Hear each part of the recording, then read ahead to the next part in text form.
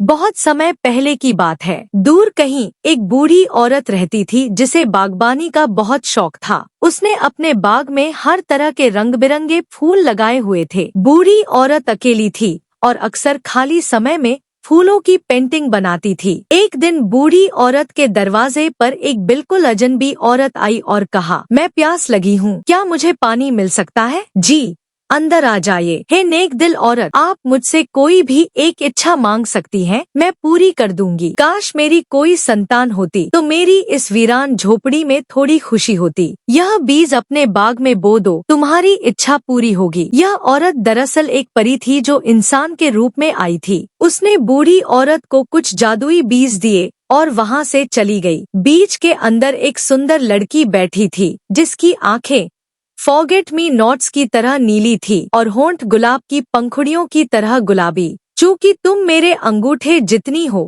मैं तुम्हारा नाम रखूंगी थम्बलीना। इस तरह बूढ़ी औरत की तन्हाई पूरी तरह खत्म हो गई क्योंकि अब उसके पास थम्बलीना थी। बूढ़ी औरत ने बड़ी सावधानी से एक अखरोट के खोल को चमकाया, फिर उसके अंदर नीले पत्ते रखे जो बिस्तर के लिए नरम गद्दे का काम देते थे। उसके ऊपर गुलाब की पंखुड़ी रखी जो चादर की जगह बनी। इस तरह थम्बलीना का आरामदायक बिस्तर तैयार हुआ। बूढ़ी औरत फूलों की पंखुड़ियों से छोटी छोटी नावें बनाती थी जिनमें थम्बलीना खुशी खुशी सवारी करती थी। बूढ़ी औरत की तन्हाई अब खत्म हो गई थी। रात को सोने से पहले बूढ़ी औरत थम्बलीना के लिए मजेदार कहानियाँ पढ़ा करती थी। एक रात जब थम्बलीना अपने बिस्तर में आराम से सो रही थी, एक मेंढक ने खिड़की से झाँका। वह थम्बलीना का बिस्तर देखकर उसे चुराने के लिए अंदर आ गया, लेकिन जब उसने थम्बलीना को बिस्तर में सोता देखा तो वह दंग रह गया। इतनी खूबसूरत और नाजुक लड़की को देखकर वह चुप रह गया। कितनी सुंदर है,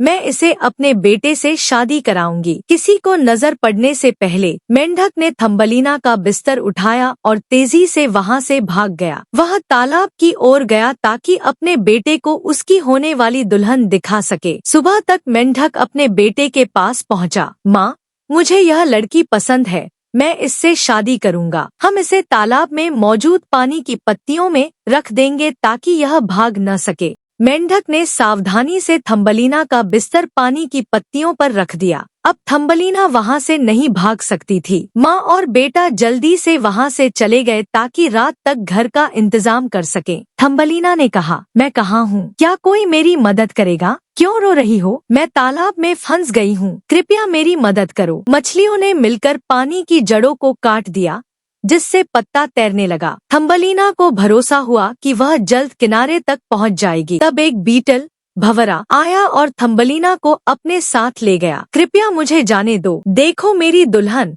मैं इसे अपनी पत्नी बनाऊंगा। यह तो बदसूरत है और हमसे अलग है, मेरा परिवार इसे पसंद नहीं करता, मैं तुम्हें नहीं रख सकता। थम्बलीना ने कहा, मैं कहाँ फंस गई हूँ, मुझे घर का रास्ता भी नहीं पता। घास के मैदानों में थम्बलीना भटकती रही। जब उसे भूख लगती वह फूलों का पराग खा लेती और जब प्यास लगती तो पत्तों पर जमी ओस की बूंदें पी लेती। इतने ठंडे मौसम में किसी ने उससे कहा, तुम बाहर क्या कर रही हो? अंदर आ जाओ। मैं खुशी खुशी अपनी माँ के साथ रहती थी, मुझे अगवा कर लिया गया और तब से मैं भटक रही हूँ। अपने घर का पता बताओ, मैं तुम्हें छोड़ आऊँ। मुझे अपने घर का पता ही नहीं मालूम, मुझे बहुत अफसोस है, लेकिन चिंता मत करो, तुम सुरक्षित मेरे साथ रहो। एक दिन मिस माउस के यहाँ एक मेहमान आया। किस्मत अच्छी है, हम आपका ही इंतजार कर रहे थे, अंदर आइए। यह सुंदर लड़की कौन है? यह बेचारी बेसहारा भटक रही थी, मैंने इसे अपने घर में शरण दी है, अब यह यहीं रहेगी। क्यों न तुम इसे मुझसे शादी के लिए मना लो। तुम कब तक इसे अपने पास रखोगी? नहीं, मुझे इसे अपने साथ रखने में कोई परेशानी नहीं है, और अगर मैं तुम्हें इसके बदले बहुत सारा पैसा दूं, मैं इस बारे में सोचूंगी। मिस्टर मोल बहुत अमीर था, मैंने तुम्हारी शादी उसकी से तय कर दी है, लेकिन मुझे वह पसंद नहीं है, मैं उससे शादी नहीं करना चाहती। मिस्टर मोल थम्बलीना को अपने साथ ले गया। वे एक अंधेरी सुरंग से होते हुए उसके घर पहुँचे। हमारी शादी बसंत ऋतु में होगी, थम्बलीना ने कहा। आज मेरा मन बहुत उदास है, शादी से पहले मैं एक बार खुली हवा और धूप देखना चाहती हूँ। उसी समय वह अबाबिल आ गई जिसकी थम्बलीना ने पहले मदद की थी। अब वह काफी बड़ी हो चुकी थी। उसने थम्बेलिना को अपनी पीठ पर बिठाया और उड़ती हुई उसे फूलों की राज्य में ले गई। वहाँ उसने थम्बेलिना को एक सुंदर फूल पर उतार दिया। फूलों के राज्य में आपका स्वागत है। मैं यहाँ का राजकुमार हूँ। क्या तुम मुझसे विवाह करोगी? थम्बेलिना का विवाह एक परी राजकुमार से हो गया और इस तरह वह भी एक परी राजकुमारी बन गई।